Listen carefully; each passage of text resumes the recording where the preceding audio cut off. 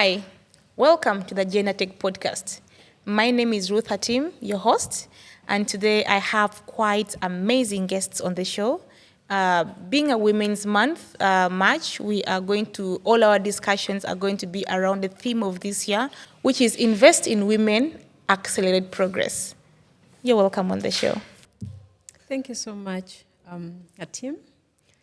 Thank you for hosting me on this show. I'm Atim Brenda Lake, CEO of Genrot Kene Global Investments and founder of Dignity for a Girl Child. Thanks. And only much. elephant in the room. Oh, I don't know about that. I don't know about that. Yeah. Yes, thank you very much. My name is Jacob Odur. I do two things. One is I'm the founder and chief executive officer of Monya Media Technologies, a local startup that is helping African creatives, musicians, and the rest, one, get online, but also secondly, be able to open up their craft to much more diverse markets. On the other side, I work with Elefante Commons. I help run the accelerator program, so helping support local businesses and organizations that are solving problems or are innovating for innovating solutions to problems that are unique to Gulu and northern Uganda. Yeah. I'm actually curious to know about Monya. If someone sees Monya, Yep. what should be the first thing that comes in their mind? Well, hopefully in 1 or 2 years, I don't have to do this because I hate doing it. Yeah. But I think the best way that right now we talk about it is the Spotify for Africa. Hopefully in the future, we don't have to include Spotify anymore. Yeah. But what we're building has some parallels with Spotify, but also there's a lot of differences in what we're building. So for one, our approach is more relationship-based. So Spotify comes from an environment where you have labels, the industry is already set up, whereas for us here, a musician has to write the song, sell the song, do all of that. And we are helping then build the tools, the digital tools, and the technologies that would enable them, hopefully, not have to worry about being in an environment where there are no music labels and the rest. Okay. Yeah, so 2 years, you won't hear Spotify of Africa. Everyone will be talking about Monya. It will be Monya. Monya. So Brenda, we talked about GK. What is GK? What does it do? Yes. GK is Genrot Kene Global Investments. It's a company that actually was birthed from Dignity for a Girl. When COVID came into play, Dignity for a Girl is a community-based organization that looks at empowering the girls and women in the community. But when COVID set in, there was challenges of funding and all this. Mm-hmm. So we sat down and were like, now we need a more sustainable approach to this. That's how GK came into play, like to try and bring more activities that will actually bring in money, okay, to help the women or the girls still be able to live a decent life, yeah, as we are still, looking forward to funding. yeah. So that's how GK was birthed. Under GK, we have several activities. We have events, and under events, we have photography, we have professional ushers, we have catering, we have quite a number of events, activities. And we also look at mostly empowering women. Mm-hmm. When you look at how we employ, we have 80% coverage, focusing on women, both in the formal and informal sector. So that is our scope, Yeah. at GK. Okay, it's March, and when it's March, people call it the Women's Month. Yeah. And the theme for this year is quite intriguing. Invest in women, accelerate growth. When someone says invest in a woman and accelerate her growth, what comes in your mind, Mr. Monya? First of all, the one thing that we need to be really open about, Yeah. is be honest, not even just open, be honest about is the fact that like a lot of our economy is actually propped by women, Yeah. right? We are an agrarian economy, and if you look at, in the fields out there, it's the women who are producing what we're eating, and since agriculture is the one that is supporting our economy, it means that first of all, women are doing it a lot. But also, if you look at a lot of support services, if you look at like in most sectors, you'll find that it's a lot of what? It's a lot of women. Because as men, we haven't done ourselves well, to make us look well, because a lot of men are just mostly concentrated at decision-making spaces, and the women are doing the donkey. yeah. That's donkey. that's one of the best Yeah. ways to put it. That's one of the best ways to put it. But also, I come from a background of entrepreneurial support, and one thing I can state for a fact that is every time a woman is running a venture, or if you got a man and a woman, all right, and you gave each of them money, all right, and you see how they apply that money, 6, 12 months afterwards, you realize that the returns the lady has, are much more than what the But what brings about the idea, the fact that when you give the man and the woman the same amounts of money, what the woman will bring back would be multiplied, and then the reverse is true for the gentleman. I don't even think I'm qualified enough as a psychologist, to say this. But from what I've read and from interactions that I've had, I think mostly it's one of two things. The first one is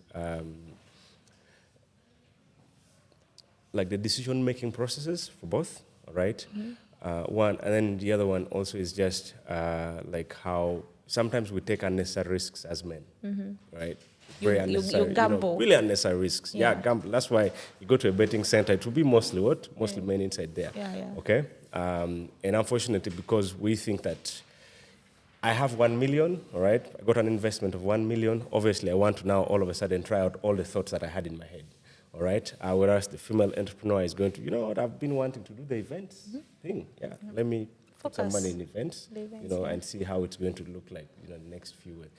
And the odds are, of course, stacked in against us people who are innovating or people who are running businesses, say in Uganda, where there's a lot of uncertainties, all right? So it means if you're taking a lot of unnecessary risks, the market is, first of all, already not in your favor, and you're already taking very stupid risks. So it means the lady is obviously going to always what? Going to always sign. Yeah. The other thing also is on like what motivations are, for both, the motivations for women who are in business and motivation for men who are in business. It's, two different things. For the woman, it's usually going to be, I've seen, again, I'm not trying to, but these are like personal observations. For the woman, there's a lot of impact that is driving that, all right? Whereas sometimes for, some of the men, it's just ego. Yeah. Right. I don't know if I'm allowed to say it. I don't know if I'm allowed to say it in on the podcast. Yeah. But sometimes it's just, in quotes, That a thing. measuring context. Yes. All right. So how can I build a business that makes me be the biggest, make enough money that I own the biggest car in town, right? Yeah. Whereas for the other one, it's going to be, for the lady, might be that, how can I run a business that's going to employ the what? The biggest number of people. In town. Yeah. Again, they're outliers, all right? There are women also on the other side of that. There are also men on the other side of that. But I think the two biggest things are one, risk, all right, unnecessary risk, and the other one also what? Motivation, like, why am I starting out at this? Go to the main market, most ladies are going to tell you, I'm trying to look for school fees for what? For my child, kids, yeah. Yeah, that makes me remember something. There's a training that we had. Yeah. And always when you conduct a training, there is that stipend to you give to your trainees.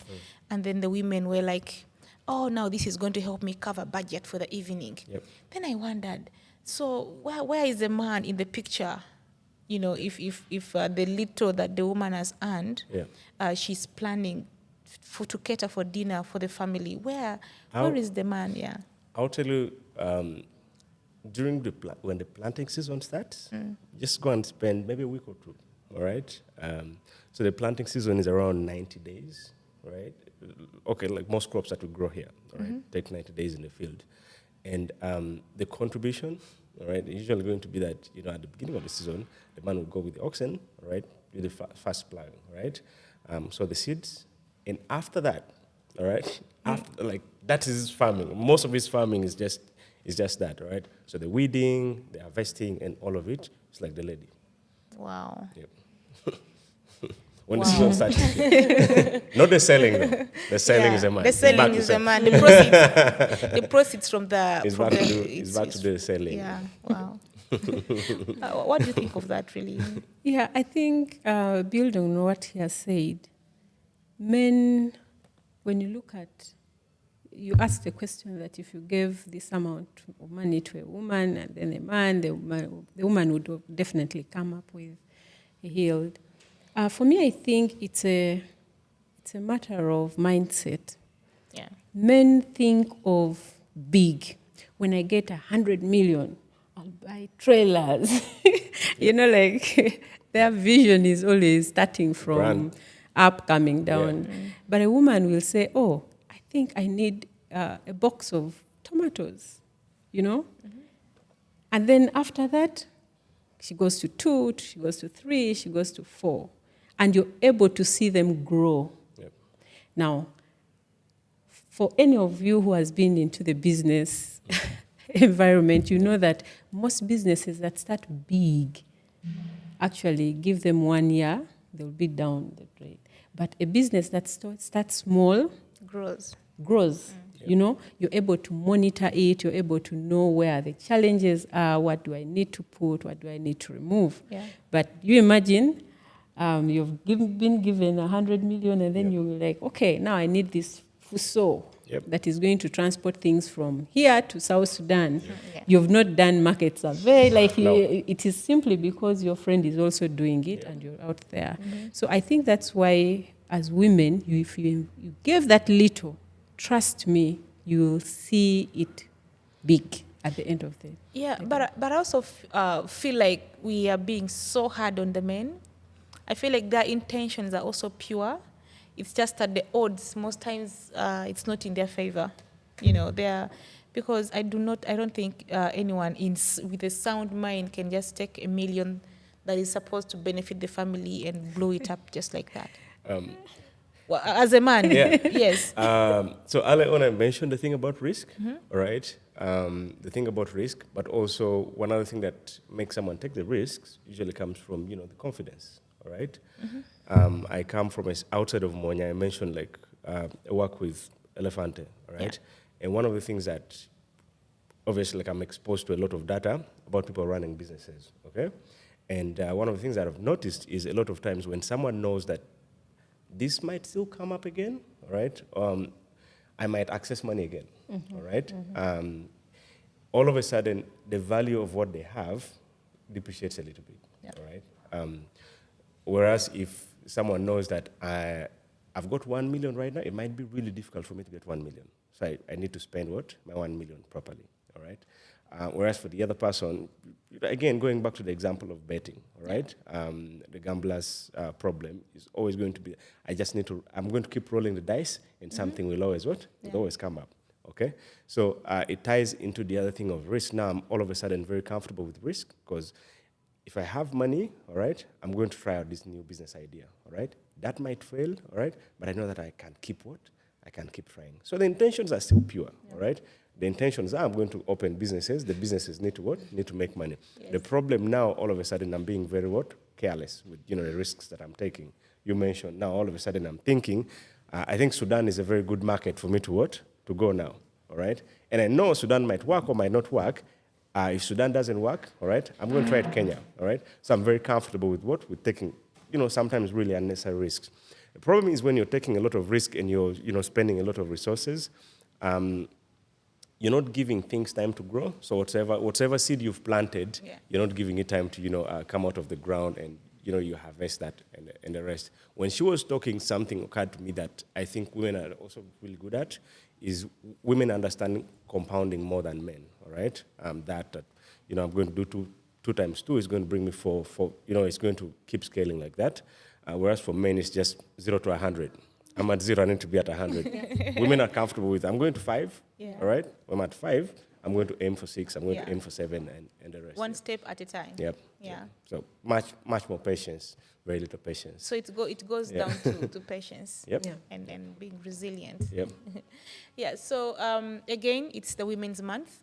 It's March. I like talking about it a lot because it's a month where our efforts as women, those in business, those in startups are recognized. And Yep. I'm proud to have a very big businesswoman on set. Yeah. You know, it's an era of technology.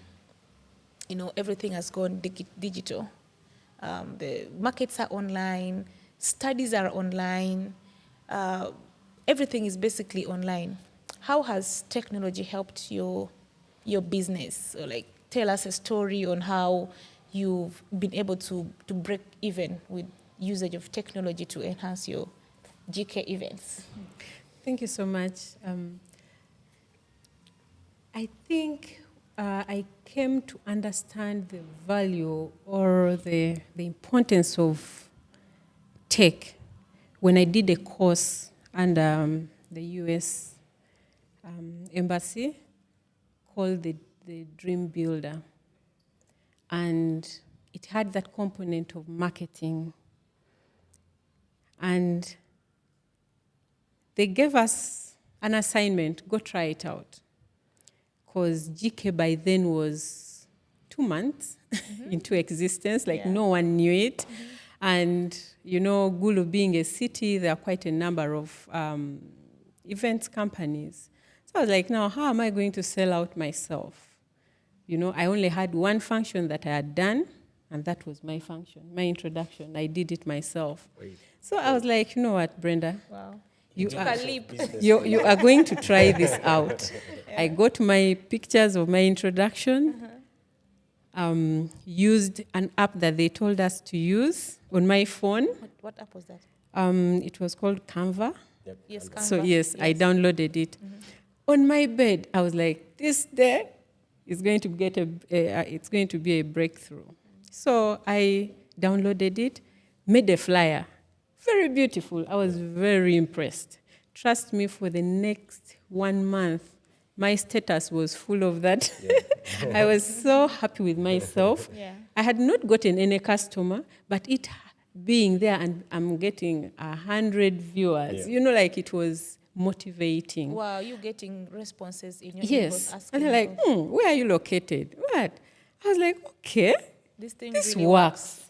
So all our, like last year, I think we had like almost 20 events, Wow. big events. I can say big events. Wow. But simply because people were viewing my statuses on Facebook, on WhatsApp, you know, my friend said they saw, you get. So now I sat down, I was like,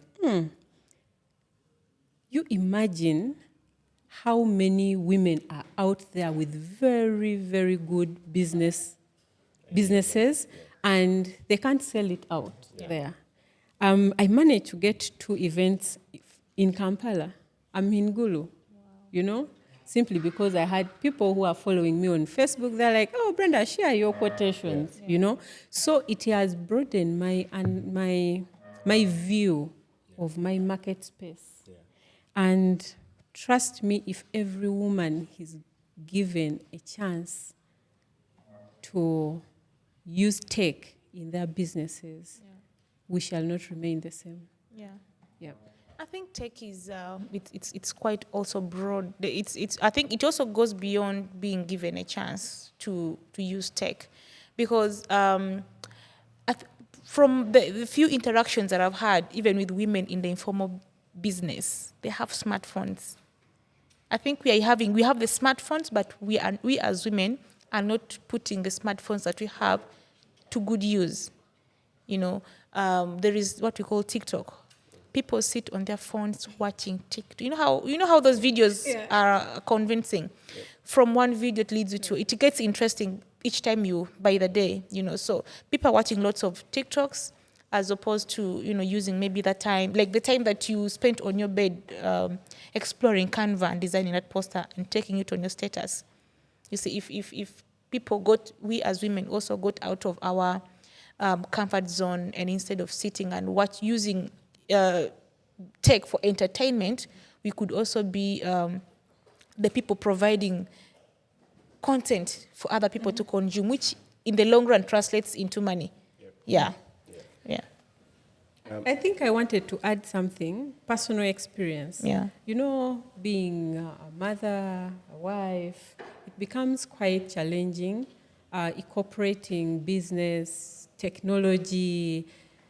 So at one time I had to sit down with my husband, you know, like all the time I'm on my phone. During that time, trust me, it was getting very interesting. Like I wanted to explore, what can I do with this? And so I told him, you know what?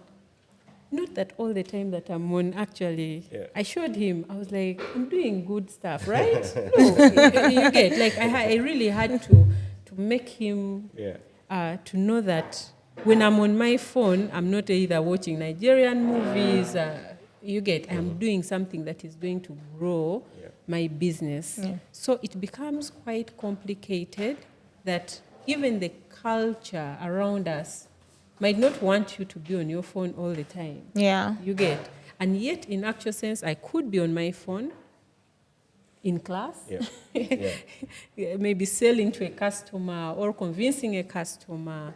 So it goes, yes, beyond what we can think. Yeah. Yeah.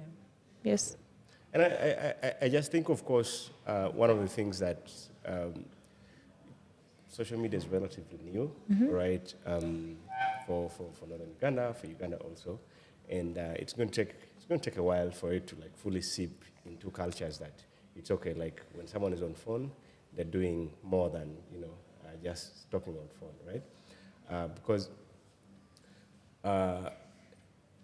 when you look at when phones first started becoming popular, I think the complaint right now that husbands and wives are having was something that parents used to have with teenagers. I don't know if you remember Yes. when you were a teenager. Like, Yes. You're always texting and everything, right?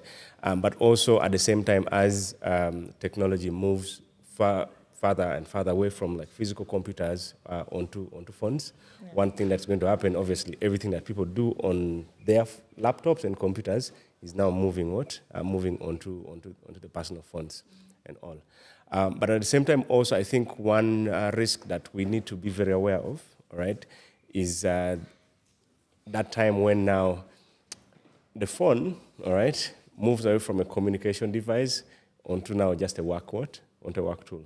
One of the things I usually hate, and I try every few months to keep deleting, if I see there's a work app, right? There's an app that I'm doing a lot of work on that is supposed to be on the computer, and I move it back. You're supposed to stay on the computer, so that when I turn off the computer, like I'm done with what? Yeah. With work. Because if not, then you're just turning it off on the computer and then opening the phone, and you're continuing. So that balance also now between that keeps on disappearing.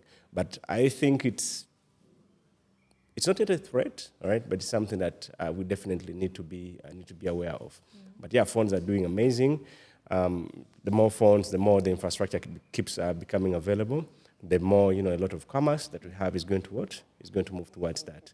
When you look at how people, like in China and in India, like it's amazing what small businesses are doing with phones. Yeah. Like it's crazy. Like there are people who are selling goods, all right, that they are not even physically touching. Right? Like people are selling virtual goods. Right? People are designing shirts, and that shirt is being printed by another company somewhere, and they're just selling the shirt. So they sell a shirt to Ruth that the owner of the person selling has not seen the physical shirt. The only thing that they did was just look at the design. They created the design, say on Canva, shipped that design to a company that does the printing. The company does the printing. Someone makes the order and say WhatsApp business. The order is fulfilled. Like no physical good is even is like physical touching hands, and like people are making crazy amounts of money. Like young people in China, you find a person is 23 and they're like millionaires just from, utilizing phones. Yeah. Yes, I want to add more on what you've just said, selling virtual goods. Yeah. So you know how you be on your phone, and you love because I am in very many WhatsApp groups of different calibers. Of course you are. So there was this one time some lady was looking for a pacifier, the thing that For the kids, for the babies, yeah. So I'm like, okay, I have a plug. I can help you get someone who can give it to you. Yeah. So and you know when the person ordered for it, I first had to ask the person who was actually selling the pacifier. They told me it's 32,000 shillings. Yeah. Okay, so I'm like, okay, since I'm the middle person, how am I benefiting? I told her it's 65K. Yeah. Yes, and she sent the money surprisingly. So that means I made money, and then and also provided the service to another person, which is a win-win, right? Yeah. I think the industry term is drop shipping or something like that. Yeah, and people look. Like technology, I think the one way that I can just explain technology is just, it's an enabler, right, for a lot of things. For instance, for Monya, we don't have an office. We've been in operation since 2020, and we are 100% remote. Like, we don't have a physical office. We've never, right? We meet every few months. Maybe in a year we meet once or twice. But everything else, we're building the technology online, we're communicating online, we're doing, all of the things online. We've built relationships, And you guys are also doing quite an I have a person on a team I've never met physically. I don't really, You have staff you've never met Wow. Yeah. That speaks to what tech can really do. Yeah. I think it's also away from leveraging tech or using it to help run your business or run your work. It, like you said, it's an enabler. It also improves the quality of the lives that we live. There is what we call Google. Is it Google Home? Yep. You see, you can program it to your lights. You program it to make your coffee. You program it to basically do things for you and make your life really better. So just again to add on tech, I think you asked about the women who have phones and still they are not using it. I remember going to Cheroleno Market, and one of my customer there who always gives me tomatoes, I told her, why don't you use your phones? Like everyone who comes to buy your product, your things here, you take their numbers. So when you have new stock, you send to people's WhatsApps, you know. She tried it and she was like, Brenda, right now I do deliveries from Cheroleno Market, you know. So she was like, it is working. And I think it is us not complicating this tech thing, you know, like when you talk of tech, like it is a big word and it is out there. So for a person who has not been in class, they might fear, you know, and yet they have it at their hands. But when you make it so easy to them, like, okay, you call them, or, you know, you can just get one person who can help you, you know, send it to the different people.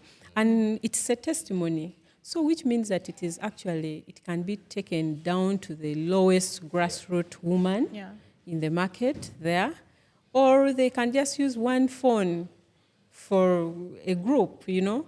So I think this year, March, we should really see that most women, if not 99%, are exposed to the benefits of technology when it comes to home management, when it comes to entrepreneurship, when it comes to, you know, various things that we do. Like they accelerate, like the word says in the theme, like they accelerate our output.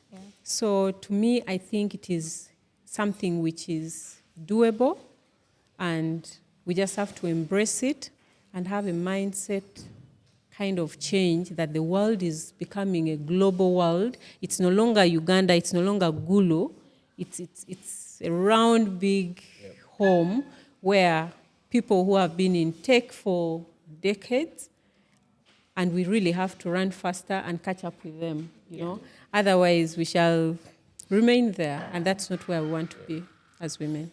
Yeah, so one thing that I am happy about and I'm proud of especially so proud of you is that your company, GK Events, was birthed as a result of tech. If you hadn't designed that, if you hadn't designed that poster and then shared it on your social media, I don't think word of mouth would have attracted the clientele that you have right now. Yeah. Yes. Surprisingly, last year, 80% of the events that we had were outside Gulu. Wow. Now that shows you how tech was very, like people from far Yeah. saw it more than people from within where actually our physical offices are. So we had so many in Lira because I have so many friends in Lira. And then we went to Noya, and then we went to Kitgum. Now people in Gulu are now seeing from the others. Yeah. Yes. So I am really happy, and I can testify that technology can grow any person's sales If they're intentional. if about they are their personal intentional. growth. Yeah. If they are intentional. Right now at GK Events, what we are trying to do is, because I also employ ladies who help us with washing, maybe chair covers and all that. So they even fear phones. Some of them have never held a smartphone. So I always tell the manager, when they are in the field, everyone has a turn to take photos. That's good. Take photos. Yeah. Whether you're washing clothes, I want those photos. Like take, whatever, share with me and I see, and then we sit down and you're like, oh, you took a good shot. You took like trying to bring their mindset to appreciate tech. That's why I was telling you that we don't need to make it so complicated, but slowly by slowly, like little things. Right now they're like, oh, CEO, I think I have the best shot, like they are proud of it. Which is really good. Which is a very good, cheap way Yep. to bring them on board. Yeah. But again, having this a shift of mindset change. And also boosts their confidence Yep. in using the smart device. Yes. And I just also want to mention, because sometimes when people hear technology, and I think it goes back to why people are afraid, sometimes when people hear technologies, then all of a sudden people are thinking apps, websites, and all of it. And we ignore, all right, certain technologies that are also like still technologies, all right? One is SMS. Like I've run businesses before, and SMSs like have done amazing stuff for us, okay? In terms of marketing, in terms of customer relationship management, even in terms of like onboarding customers.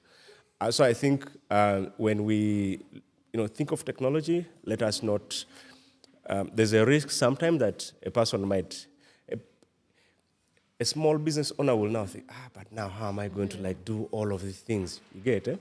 Whereas they're like, much more easier ways. Like even for Canva, all right? A lot of people, not everyone who knows about Canva knows that you can download Canva on your phone. Everyone else just thinks, I need to have a laptop and, be able to design and everything. The same for like even marketing on SMSs, all right? Very easy. Like banks still do it. Banks still send you messages on your birthday. Yeah, it's not because they love you and they're, happy that you've turned a certain age. Some of those messages are automated. Yep, Your all of them. information is already in the Actually, system. all of them. So when it clocks your birthday, Yeah. the system already will automatically check that, Yep. okay, it is Brenda's birthday. Yeah. That automated message comes. Yeah. Which has made work really easy. And it's like really cheap, by Yeah. the way. It's like really cheap. I think you can get services that send SMSs for like 5 shillings or like, 10 shillings SMSs. But like, how people feel when Centenary has sent them a birthday message? I had a trail Yeah. of it. Some of us even take screenshots and Yep. share. Yeah. And you know what you're doing unintentionally then? What marketing you're them, right? marketing them, all right? But also by that simple act, all right, your loyalty now to Centenary as a bank is like, Yeah. super strong. Another way that SMSs have like gone up in terms of that, the default now is when someone receives a message from MTN, all right, the first thing like mentally they're looking at it, MTN mobile money. Yes. You know, like that's like how much it has also what sipped inside there. All right, so much that MTN has a Momo app. All right, but even like letting people adopt that app is very difficult because like people are still okay. So that when you mentioned earlier on of like other countries being like technologically ahead, the reverse is true for mobile money, right? Like the outside world has not figured out mobile money. Like mobile money is not a thing in the US. Yeah. It's not a thing in the UK. Mobile money is like a purely, yeah, all right. But it works so well, so well. And you can see the fact that most people are now exposed to mobile money means now you can sell online, all right? You can, receive your payments, you can pay for goods on that and all. And when we talk about technology, unfortunately, people don't think of that as technology. People think the technology needs to be, I need to have an app. One example that I usually like to give for Gulu here is Border Delivery, all right? Then the delivery space, all right? And they're giving like serious competitions to a lot of like much more established businesses that are expanding into Gulu, right? But the one thing those guys do, their entire business right now still relies on WhatsApp. They don't have an app, all right? So all their sales are WhatsApp and SMS. Like a person who wake up in the morning, has a grocery, shopping list. I want this, I want one of this, I want one of this, all right? And the guy takes that order from the client, all right? Calls up the lady at the main market. We're coming, we want tomatoes for 5,000. This. Like all their entire operations, all right, rely on a phone, yeah. And now what he's done, now he's like, moving the market women, all right, onto that. So the market women also now need to have phones so that they can receive the orders that he's receiving from his clients, all right? But then, like the whole thing is, And that increases the ripple effect. for everyone. So for the Everyone market lady, benefits. she has guaranteed customers. Customers, yeah. Because Border Delivery has maybe a restaurant that will require 10 kilograms of Irish maybe every day, all right? And for him now, he's going to now tell the market woman, I need 10 kilograms of Irish every day. So that woman wakes up knowing that I have guaranteed Of this sale. market for something. So like it's, an ecosystem that works out for everybody. Which is quite, it's quite impressive. Yeah. I think we just need to change our mindsets and allow that this is the new normal. It's not going anywhere. It's actually getting better and harder. I also just remembered something. Yeah. Potential reasons why it doesn't the mindset problem. I think before with the postcards, we were talking about this, and I just remember as we were talking, I just remember when we were growing up, how one of the most common things was men throwing their wives' phones in the toilet. I don't know if you remember, like who is calling you right now, who is texting you right now, and I think that's a risk because now all of a sudden that market woman is not going to know Border Delivery requires 10 kilograms of Irish in the Because morning. the phone is in if the our phone, latrine. Or if the husband takes away the phone in the evening or something, or if she's not allowed to be on phone past, a certain time. So when you talk about mindset shift, I think all of that needs to be. Yeah. Yeah. It will take time. It will happen. It will take time though. Yeah. But it will really happen. Yeah. So at Monya, we're also very, very intentional about ensuring that we have the best people on the team, but at the same time also paying attention to what the gender composition is. So, for instance, 3 of our senior leadership is women. One, Rianne, who leads our community and public relations. All right. Gray, who is in charge of our playlist, and artist placement, artist relations. And then the other one is Linda, who is in charge of our marketing and communications. Who are apart from the fact that they're ladies, they're like, very influential, very phenomenal people who do amazing work on the platform. Yep. Okay. So the conversation around technology can go on and on and on. But I think like they always say, every good thing has to come to an end at a certain point. I would start with you, Mr. Jacob, your parting shots. So the conversation around technology can go on and on and on. But I think like they always say, every good thing has to come to an end at a certain point. I would start with you, Mr. Jacob, your parting shots. I think the 1 or 2 or 3 things that I would say. One is when we think of technology, let's not complicate it. It's very important to also look at the context in which we are operating. Radio is still very popular here, all right? So that means SMSs, phone calls, and all of that are also still equally important, and we can leverage that. Secondly, also, it's very important for people who make decisions, all right, to also be looking at what kind of people are left out of this, and how they can make decisions that bring those people on board. So, for instance, maybe the CEO of a telecom company should consider, say, Peche is having bad network, all right, setting up a mast there so that, the lady there, okay, has that.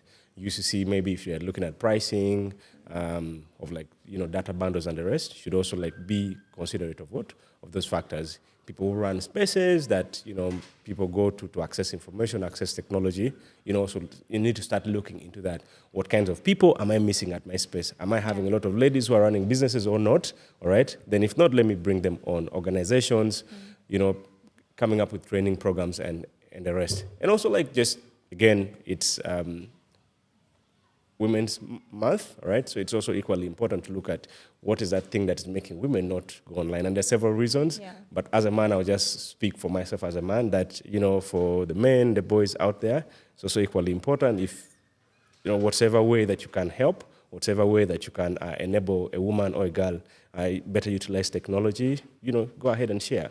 Could be resources, could be knowledge, could be equipment, could be whatever that you can, go ahead and share that. If you're a guy who, in your marketing team, there's no woman, please go ahead and hire one. Be inclusive. Yeah. If you're designing a curriculum, for something, make sure your curriculum is inclusive and all that. That's what I can say. Yeah, I think that's amazing. It's always good to be inclusive and involve everyone around you in benefiting from your knowledge. Yes, Ms. Brenda? Yes, thank you so much for the discussion. It has really been a good one.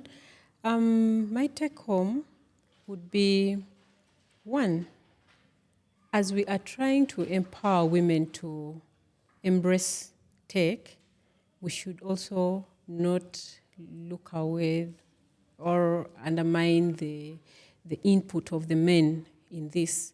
Because however much we bring all the women on board and tell them tech is good and all these, as long as they don't have the support of the men, it is still going to go down the drainage. Yeah. Because the man really has to understand, why is my wife having a phone? Why is she has even thought of buying a laptop? Why is she doing this? Why is she doing... If the men have not understood that, then we might not be doing anything good anyway.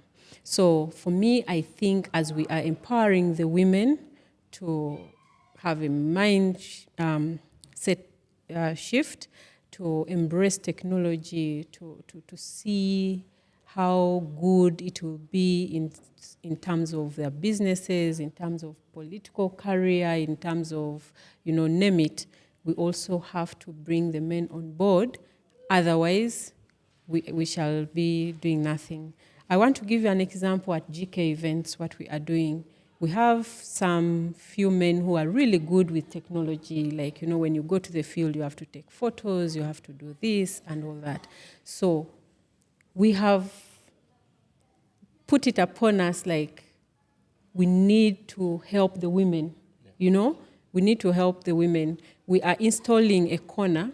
We are calling it a tech corner, where even the ladies who wash, they just come and try and press the keyboard. It will just be there, not for anything, but for them to just come and experience some of these things. So I have my old phone that I used. I put it there, and then we have a computer, so that they come and they're like, okay, we see people pressing the keyboard, they also come and feel it. So we are trying to bring that so that in the near future, as GK Events grows, even the cleaner, even the lady at the laundry can be able to access technology and have their work done, because we are not going to only hire people who have gone to school and leave out the informal sector. So how are we going to bring the informal sector on board to also embrace technology? Yeah. So that is what we are doing at GK Events, and we are very intentional when it comes to women